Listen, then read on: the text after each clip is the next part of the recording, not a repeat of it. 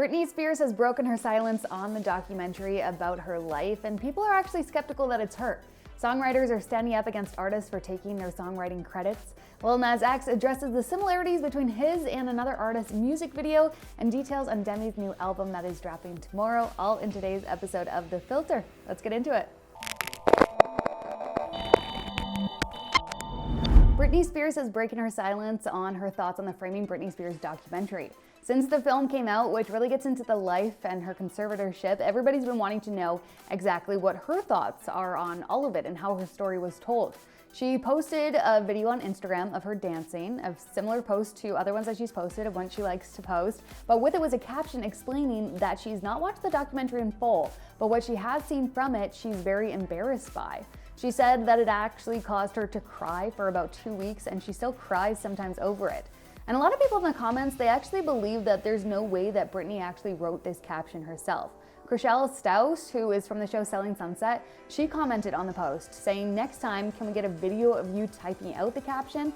And in a strange little twist, Chriselle's post, her comment, ended up being deleted, which then caused her to further believe that this account is no way being run by Britney herself. She doesn't think that that's something that Britney would do.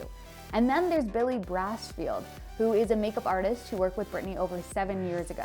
So he told Page Six that there's no way that she has written this caption herself. And he said he actually ended up texting her that night, and she responded saying that she did in fact not write that caption that was posted. He said and went on to explain that it's emotional for her to watch things that are so far in the past for her, and then those things being brought up over and over again. It's emotional, but she deals with it and she's strong. The whole situation, I find it kind of eerie, but I feel like we always kind of end up with more questions than actual answers in situations like this, so I'd love to know your thoughts on all of this. Lil Nas X's music video for MONTERO has been all anybody's been talking about this week. And a lot of people have pointed out similarities between his video and FKA Twigs' video for Cellophone, including AndrewThomasHuang, who actually directed Twigs' video. So Nas responded and he said, "I was not aware that the visuals would serve as inspiration for those who worked on the effects of the video. I understand how hard you worked to bring this visual to life. You deserve so much more love and praise." So FKA Twigs, she actually responded thanking him for acknowledging the inspiration from her video that it gave him, and said, "I think what you have done is amazing, and I fully support your expression and bravery in pushing culture forward in the queer community. Legend status." I'm so glad that I feel like in situations like this, it could get pretty messy, so it's good to see that they have just dealt with it as it is, and that's the end of that one. A group of songwriters have written an open letter calling for the end of artists taking song credits on songs that they haven't actually written themselves. They explained in the letter that artists will demand to have their names on songwriting credits and even get a cut from the publishing royalties when they haven't contributed anything to the song creating process when it comes to lyrics or melody.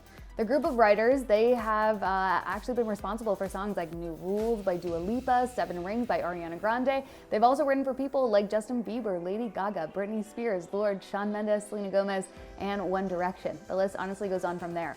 And they went on to say that the artist ends up making money on songs as a songwriter, but then also through touring, merchandise, and brand partnerships, when these songwriters only get an income from the royalties from songwriting. So it's not exactly a fair situation to be in.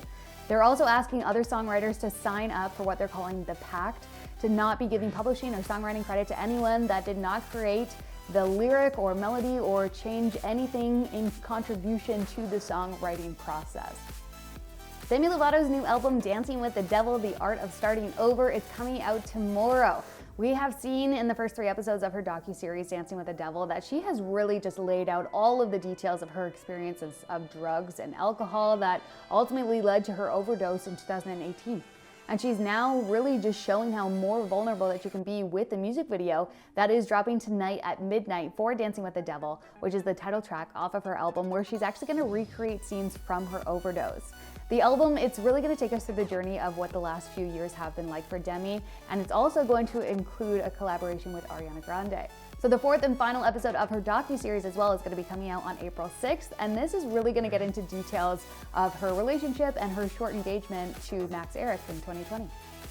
As always, let me know your thoughts on these stories by commenting down below. We'd love to hear from you. And if you want to catch up with more music news stories in the meantime, you can follow us on TikTok or Instagram or Twitter. Our handle is iHeartRadioCA, or check out our website at iHeartRadio.ca.